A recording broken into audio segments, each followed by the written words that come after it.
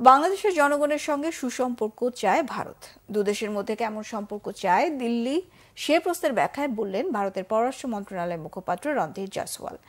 বাংলাদেশের জনগণের সঙ্গে ভারত সুসম্পর্ক চায় এবং এ বিষয়ে ভারত দৃঢ় প্রতিজ্ঞ, এমনটাই জানান জয়সওয়াল। তিনি বলেন, বাংলাদেশ সম্পর্কে ভারতের মনোভাব ইতিবাচক এবং এই মনোভাবই বহাল থাকবে।